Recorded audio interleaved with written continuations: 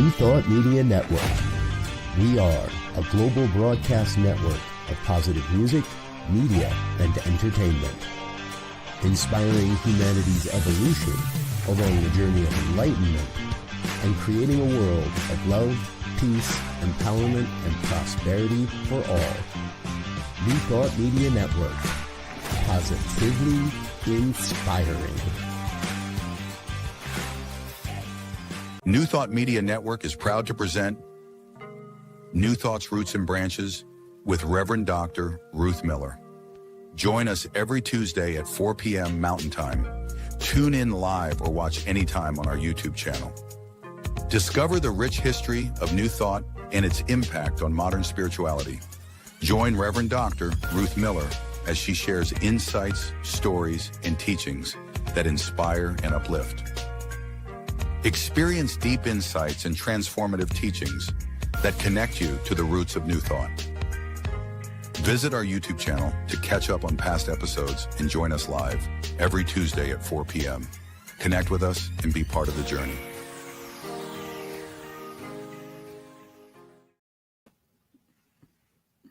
Well, hello there. I am Ruth Miller, your peripatetic instructor, and today we're going to be talking about one very powerful presence in the New Thought tradition. In fact, perhaps the founding member of the New Thought tradition in the way that has evolved in the U.S., Emma Curtis Hopkins.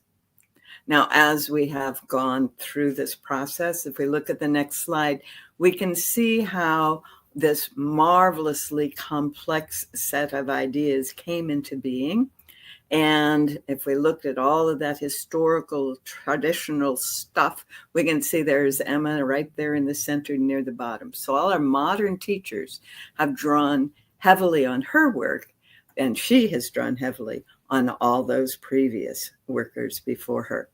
And if we look at the next slide, we can see how our modern teachers are all interconnected in this remarkable web that we call New Thought.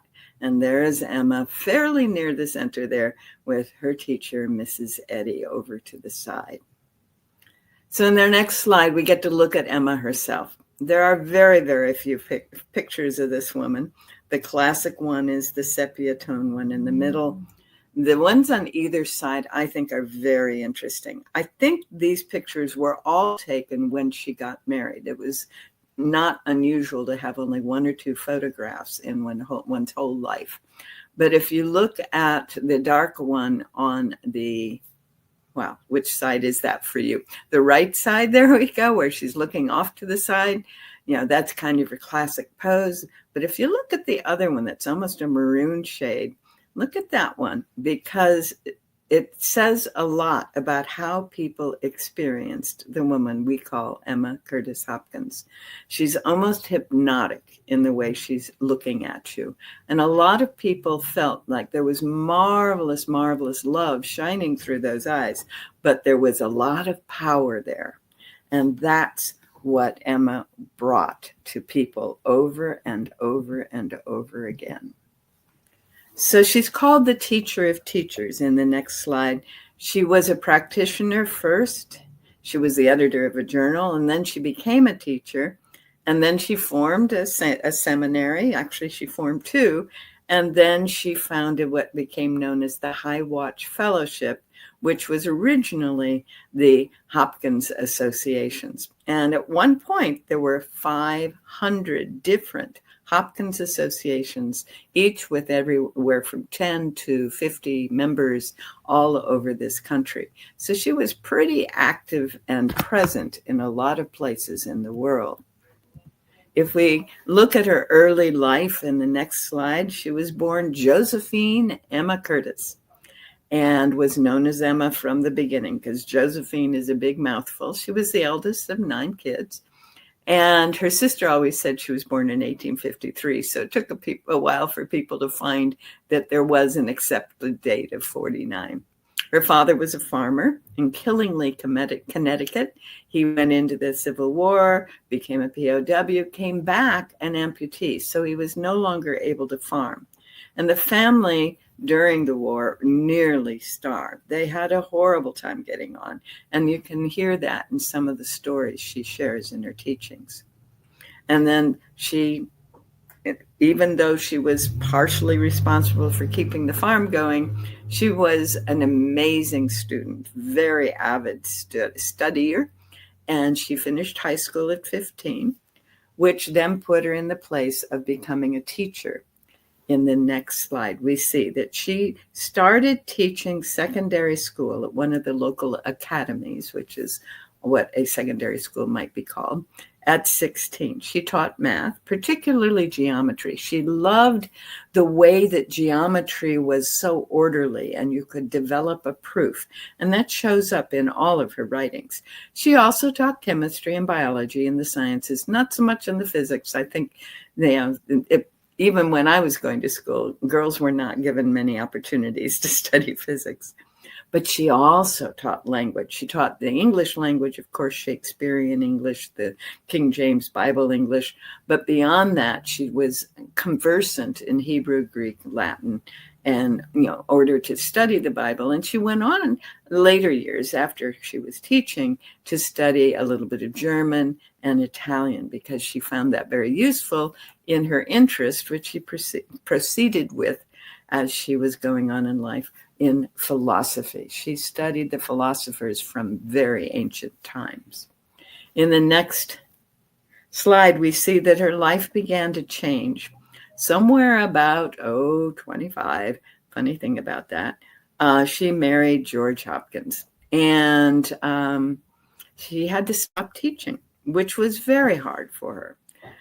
She often went around with her nose in a book, but she was not allowed to teach because married women were not allowed to teach. Well into the 1950s in some part of this country, a woman who had had the experience of marriage bed was not allowed to work with children. I often wonder what they think mothers are, but that's another story. Her younger sister, Elise, moved in to help when Emma became pregnant and John was born in June of 75. So, all things went in clockwork, but she didn't have any more children. She just had the one son. They were always very poor. And this was interesting to me. In the 1880s, they had married in the 70s. So he had gone to college in 69 to 74. He was paying off college debts in the 1880s. Who knew? It's not a new idea. And the family being very poor and living in relatively urban areas where, we have dirt streets with maybe a wooden sidewalk. We have cats and dogs and rats and all kinds of critters. We've got horses. We've got, open fireplaces, maybe a wood stove, but not fully sealed. And then we have the factory smokestacks. You can imagine what it was like to breathe. And there was no vacuum cleaner. They were stuck sweeping and beating rugs to get rid of the worst of the dust. So everyone was dealing with respiratory problems during those years. And this family being relatively poor, in poor quality housing, with not a whole lot of money for food, and without having someone at the head of the household, Emma, the mother of the household, being interested in housekeeping, they suffered a lot, which was very hard on everyone. But something began to change as they were living in New Hampshire. In the next slide, we see that a neighbor came in and offered to invited Emma to tea. Mrs. Hopkins, would you like to join us for tea? I have a special guest. And that special guest turned out to be Mary Baker Eddy. And Emma, the student of science and philosophy, was not impressed with what Mrs. Eddy had to say. However, a few weeks later, when the Hopkins household was once more very sick and the doctors were not able to help, the neighbor actually begged to be able to do a treatment for them. She came over and insisted, please, please, please, let me treat for you. So Emma thought, no harm, and let her do the treatment. And amazingly, within 24 hours, everyone in the household was well. Well, that woke Emma up to a whole new way of being. And if we go to the next slide, we learn that she immediately wrote to Mrs. Eddy, and this is 1883, and she says, I must learn from the teacher herself. She wasn't willing to learn from her neighbor because, well, her neighbor would only have part of the information, right? But then she said, I have no funds because of my husband's college debts. And that was the first time I had encountered that information. And then she said, I'll pay from the proceeds of my work as a practitioner. So Mrs. Eddy said yes, accepted those terms, let her into the December 1883 class, which would have been about 10 weeks after the healing. And then, Emma attended. It was 1 week, 12 lessons, 6 in the morning and 6 in the afternoon. So it was a 6-day class, actually. It was the basic course. And by February, we see that Emma is now a practitioner of Christian Science with an ad in the Christian Science Journal for her services, both in New Hampshire and in Boston. And in the next slide, we find out that for the next couple of years, between December of 83 and turns out to be October of 85, she's commuting back and forth, mostly by stagecoach, to Boston from their home in New Hampshire, where her husband is still teaching. She was working as a practitioner, and then in September of 84, they asked her to come on board as the editor of the Christian Science Journal. And she was that for a good year. She would live at the college for a few days every week or two, and then go back to New Hampshire and be the mom. Elise was keeping the household together. John was growing up. He would have been 10, 12 during these years. And not quite 10, actually, because he was born in 75. So these were his early school years when Emma was going back and forth. In the next slide, we find how Emma tended to defend Mrs. Eddy. I'm going to read this slide to you. She says, no student, I speak from knowledge of facts, has ever yet been qualified to teach Christian Science, except rudimentarily. To me, she says, the words of my teacher on the theme of spiritual being were first as the gentle touch of a mother sitting, lifting the world-weary form of her wayward child to her bosom. She said, I was made to know him, that is the source. I was made to know him face to face, whom I had heard by the hearing of the ear as a name only. I know that every single student that has ever studied under this teacher sent from God has realized it all. Yes. She says, how great then the folly of falling back to earthly ambitions and earthly ends by claiming to work the same miracle for the pottage reward of a little publicity and a few $100s. So that was how she wrote and what she said in letters and in this journal in response to people who were saying, well, I could do this. She was saying, there's no way. Mrs. Eddy has made that connection and made it alive for me. And there is no way that I, as a student, or anyone else as a student, could do as well. That was a very profound position to take. But unfortunately, we find out that over the next year, she ends up having to change. So in the next slide, we find that she wrote a series of articles in which she really continued to sing the praises of Mrs. Eddy, but in the context of other writers, of Taoism and Buddhism, of other philosophers, of Christian philosophers. And so that was beginning to be a problem for Mrs. Eddy. And we talked about that before. But another piece of the puzzle is a woman named Mary Plunkett, who had been a student of a man in Chicago named Swartz and was now studying with Mrs. Eddy, and she was wanting to create a movement of her own. Well, we learn later about Mary Plunkett that this is not exactly a woman of even high repute, much less high character. She had more than one child out of wedlock and then had a notorious affair, all of it after she left Emma. But she's not exactly the kind of person one would want to connect with. But apparently she wooed Emma at a time when the college was going, we need to be more restrictive in what we speak of in the journal. And Mrs. Plunkett was saying, oh, but we could be doing this, we could be doing this. So the combination was that in October of 1885, Emma Curtis Hopkins was summarily dismissed from the journal and from the college, told there was no more place for her there. Very soon thereafter, Mr. Swartz invited her to Chicago. He was going traveling to Europe. Would she be willing to edit his journal while he was gone for 6 months? So the Hopkins family packed up their belongings, got on the train from Boston to Chicago. And in February of 1886, we see advertisements in one of the Chicago papers for not only Mrs. Hopkins' Christian Science Practitioner Service, but also a place for people to stay, certain patients, special patients to stay.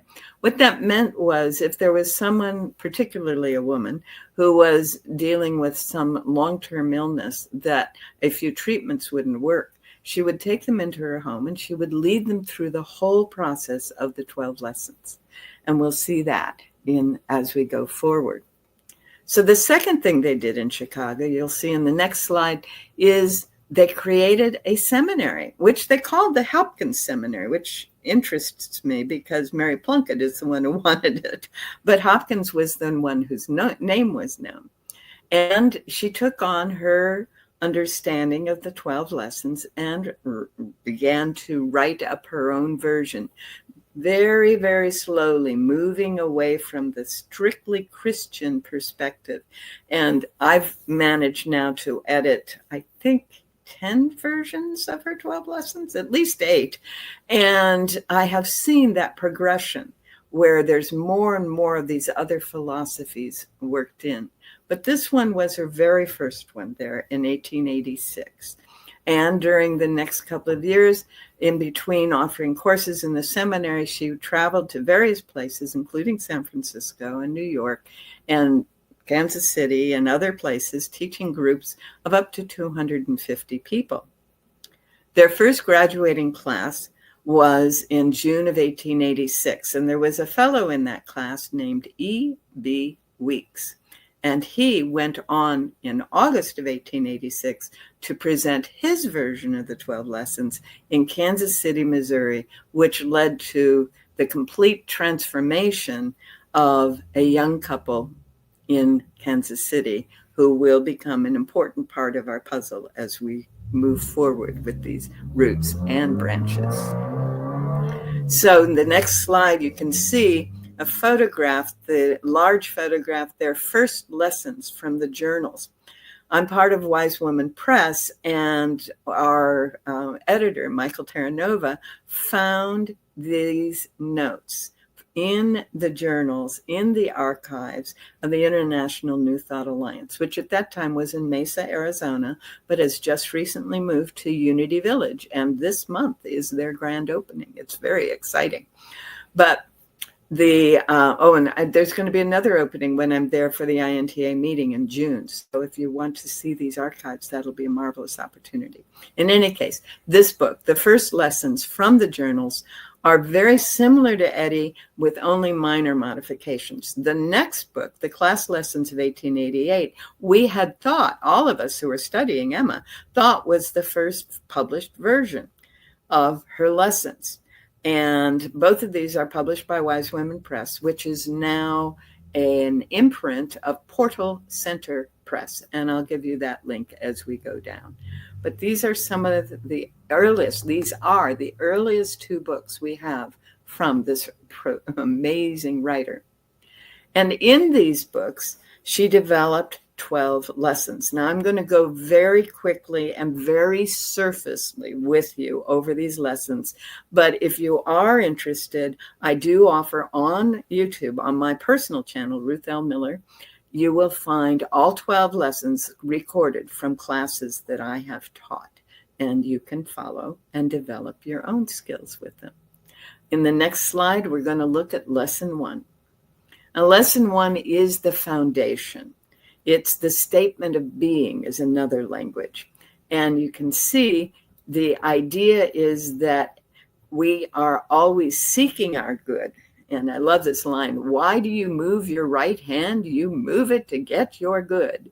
You breathe to get your good. The stones sit still and wait for their good. All beingness is looking for its good, is seeking, is expecting, is anticipating, is desiring more of its good.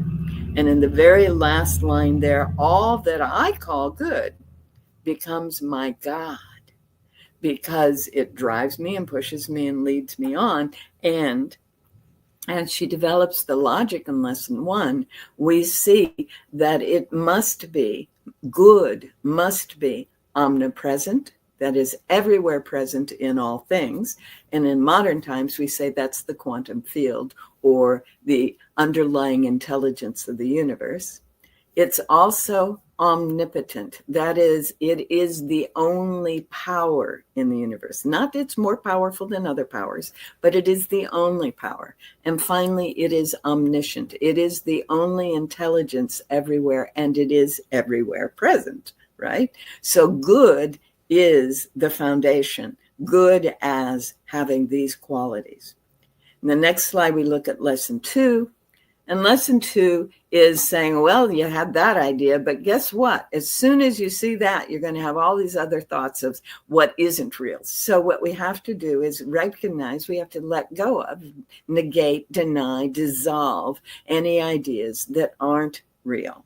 Because in our culture, we've grown up being taught a lot of things that don't have much to do with reality with a capital R or with omnipotent good, right? So we move into the second lesson of releasing and dissolving what isn't serving us to believe anymore. And then the reason for that is that second bold statement, all that stands between you and your good, which belongs to you and which you ought to have here and now, is your own idea of the absence of good. And we all have that idea. We all think, well, I'll go out and get, or I have to do this to get, or somewhere, someday, maybe I will, all of those things.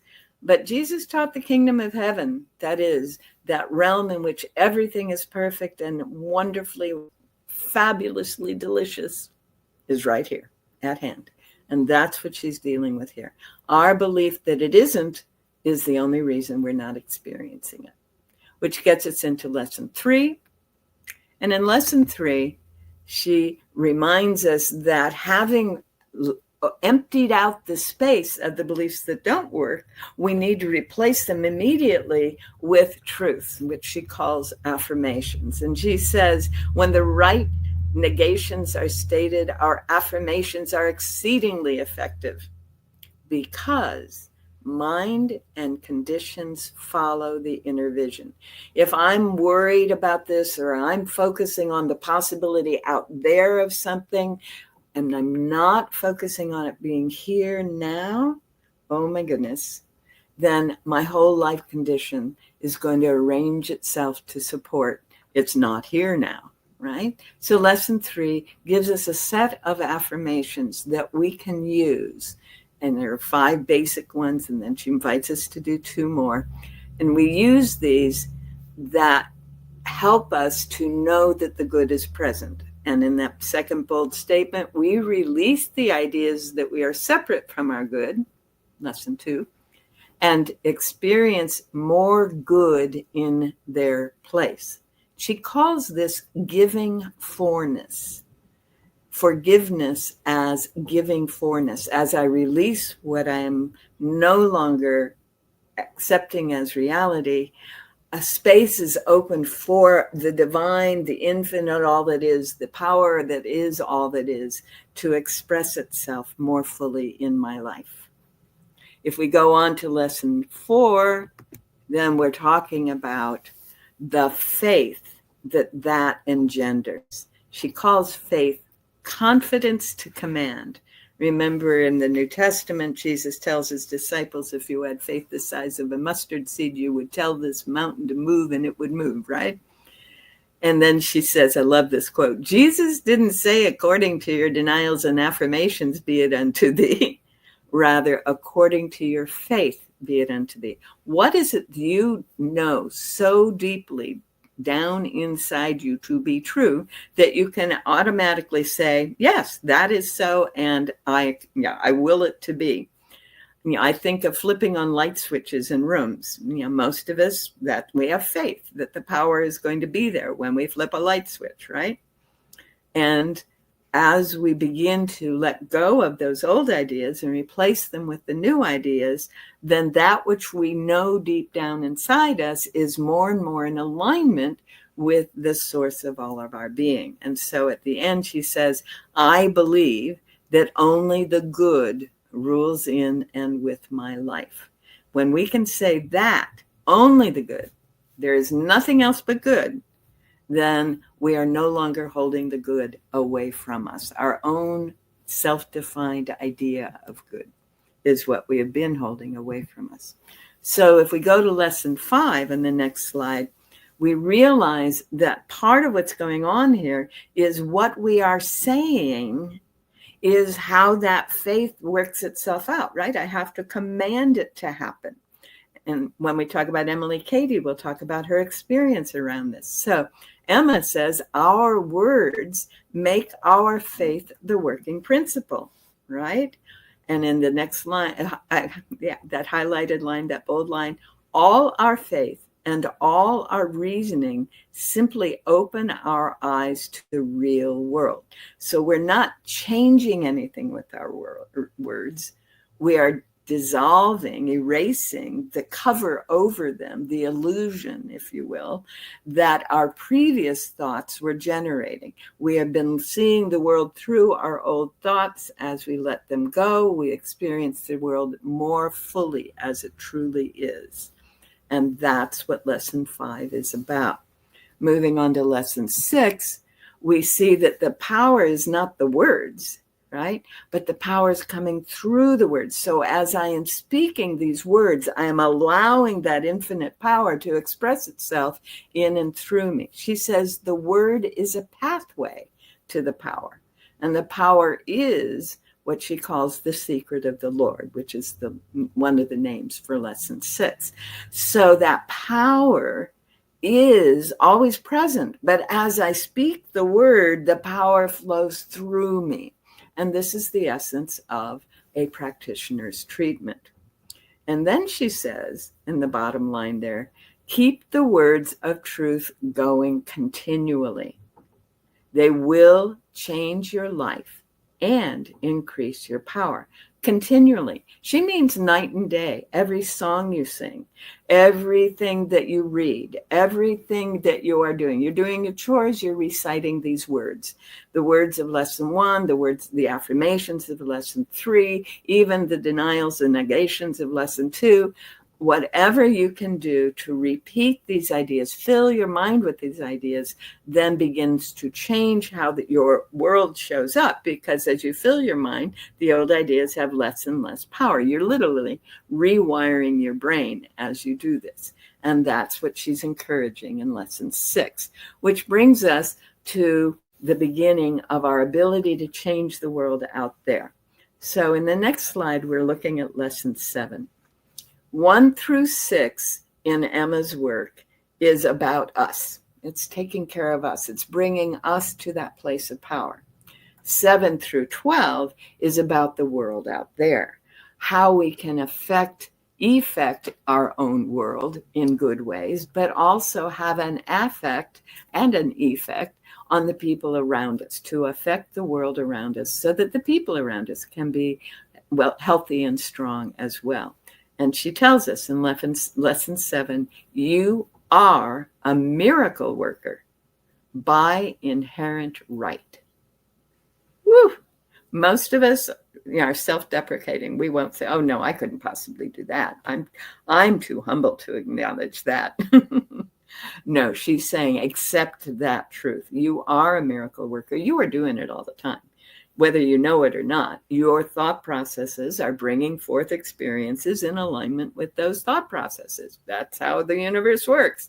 You are making miracles all the time. And as you experience more and more what we call synchronicities, which we talked about earlier, way back when, then you are experiencing more and more clear connection between, oh, I had this thought, and oh, here's an event supporting that thought, right? You are a miracle worker by inherent right. You were born this way. And then down at the bottom in the next bold thing, no disease or distress comes from material causes, no matter what the world says. All right. For those of us who have studied a bit of microbiology, we are aware there are germs, quote unquote, all kinds of microbes everywhere on our bodies, in our world all the time. We don't get sick because we come into contact with them. We have illness symptoms or symptoms of illness when our own immune system, our own body-mind system is out of balance, and then we get the symptoms. And then there is an increase of those particular microbes in that set of symptoms. So I don't buy the germ theory, by the way, but that's what she's saying, that matter never causes any symptoms, right? It's our own mindset, our own thoughts and feelings that result in the symptoms. And she, like P.P. Quimby before her, and before us, remember he had 12,000 documented people go through his offices and come out without symptoms. Well, Emma had 11,000 people who went through her practitioner process, and 110 of them went through all of her training and ended up becoming ordained as ministers and teachers. So no disease or distress, any kind of distress, comes from material causes. It's all from our own thinking process. And as we go on to lesson 8, then we realize that we have been deceived by what we've been told about the world and what we have come to believe about the world. All right. And so the essence of lesson 8, the title actually is, see no evil, or be not deceived. She's telling us that spirit never gives us any illusions. Matter is the only place we get those illusions. And in the bottom line, she says, we address the whole experience that we have, right? All that we see in the world by changing the ideas in our mind. If we have issues or challenges in the world, we change the ideas in our mind, then we let the world alone. We don't have to be out there making changes. We change this. Now, the piece that's not always spoken of is then we do what we are guided to do that may or may not seem to be directly related to the issue. So my Unitarian friends especially need to hear this. It's not that we never are active in the world. We never try to do anything to make the world a better place. But it's that we are guided to act from the change in our thought process rather than from responding to whatever else is going on. So we allow the world to dissolve into the good that we know is the only reality. Good is all that is. Everything else is an illusion. So that gets us to lesson 9. The world in which we live is the exact record of our thoughts. There you are. If I want to have the world be different, I have to change my thoughts.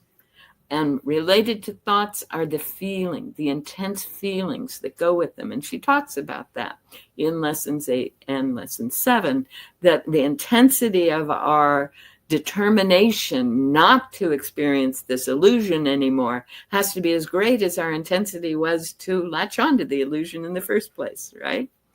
So this world is that, and therefore we don't accuse ourselves or anyone else of doing anything wrong, because it's all the illusion that was generated by thoughts that were, in many cases, imposed on us, certainly trained into us growing up.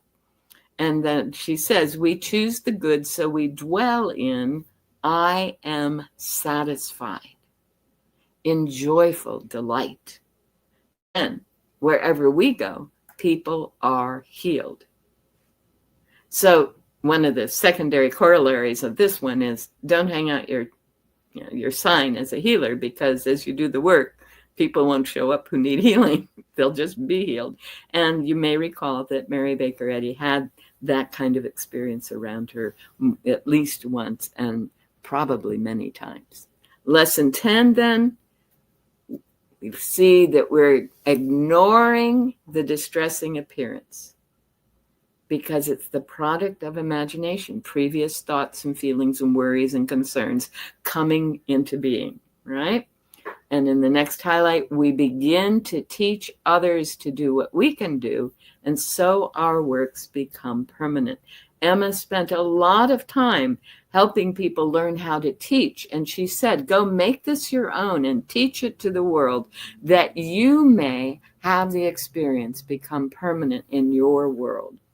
And in lesson 11, she sees that we can begin to discern the truth in all circumstances, where we're not being deceived in lesson 8 by the appearances. We're not being guided by old thoughts into having accusations of anything, but we can see clearly. The seeing through divine eyes dissolves all that is unlike good. And she calls that perfect judgment. Now, in the Course in Miracles, it says the last judgment is the last time a human being judges anyone. And here she's saying that judgment is completely reframed from I evaluate, I criticize, I judge, to, I see only what is real here. And finally, that gets us to lesson 12. And she tells us that our loving focus on the one life that is, working all through, it lifts us above all attachments and opinions. When we are focused on that one, we are lifted. And all of you who have ever been in a profound prayer or delivered a profound treatment or been in the presence of someone who's in that state, you can feel that lifting. It doesn't matter what was happening before. You're lifted into this realm of loving beingness, yes? And in that state, she says, we now see that there is nothing work for us to do. There is no work for us to do. There is no thing for us to make happen. All right? We are the one we've been seeking. All is good. Now, that is a very, very, very, very, very, very brief overview of what it was that Emma was teaching. And she taught it thousands of times, probably 20 times every month, right? For years. And so it varied over the years. What you've seen here is my summary of my summaries of her work, as simply because I've edited so many of them. And most of this information can be found in my book, Unveiling Your Hidden Power, which gives her daily practices as well as her lessons. So she did teach this over and over again, and yet, well, she was human.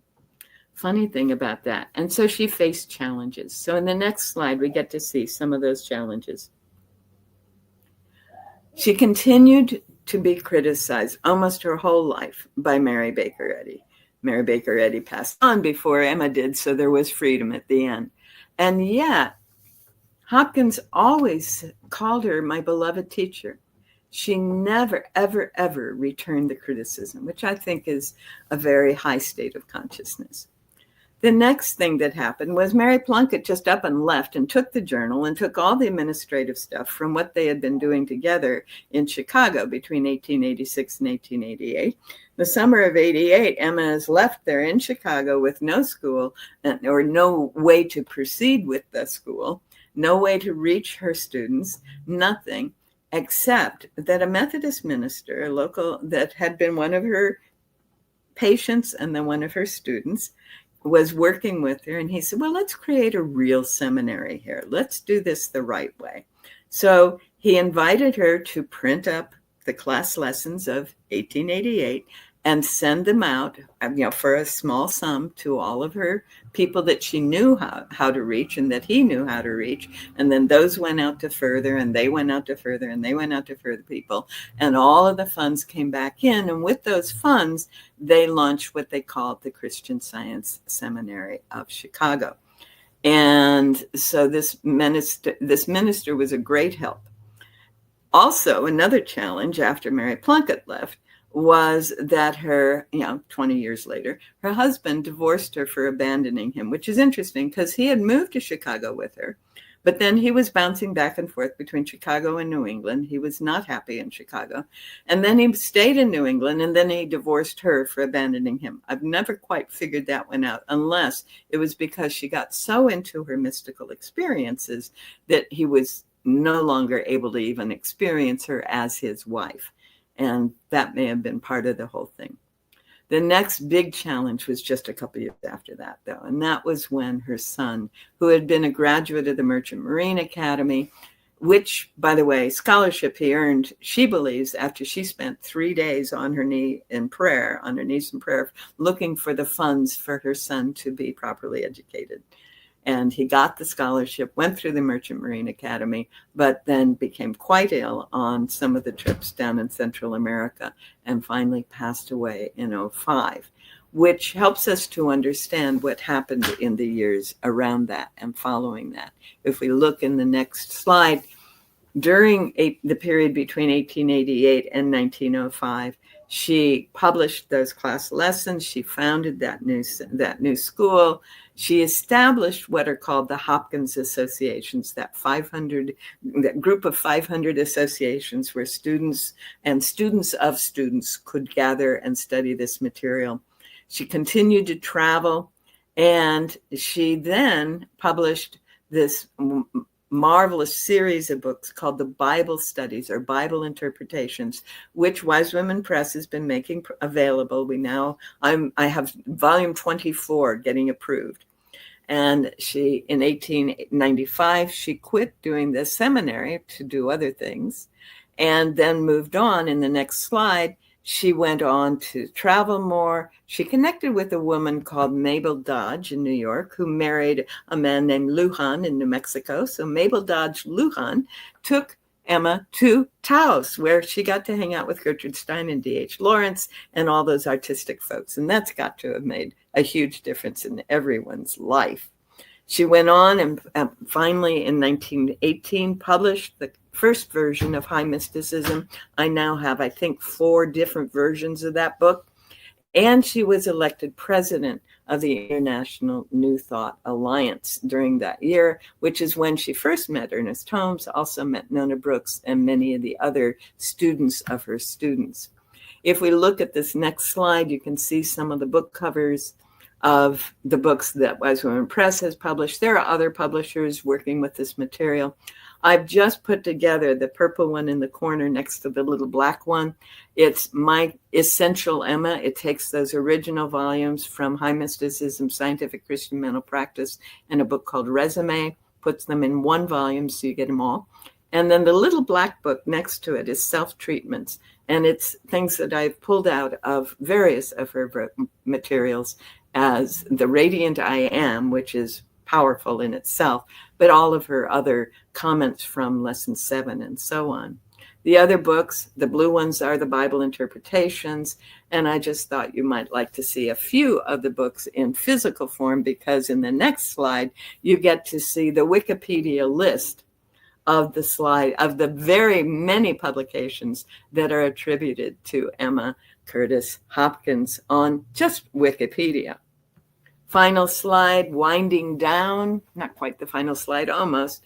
She finally began to have heart issues in 23. She called it not so much an illness as God calling an end to a career. I thought that was beautiful. She took about a year to hang out on the farm where she grew up, where her younger sister Elise was managing, and then went back into New York for the season in 1924, which meant she was there when Ernest Holmes finally approached her yet again. He'd probably done it 5 or 6 times for an interview, and she said yes. And so in October of 1924, Ernest Holmes gets to hear Emma's lessons in person. And she finally passed away in April of 25. Next slide, at the family home, listening to her favorite verses in the Bible. And that's the essence of Emma Curtis Hopkins. You can see her gravestone there, and that's the Curtis family stone with a special plaque just for Emma. So the teacher of teachers, those were some of the things she taught. I hope you found this useful. We'll find out some of the many people that she did teach over the next weeks to come. Thanks for joining me today on Roots and Branches. It's been a fun time to be with you. Bye.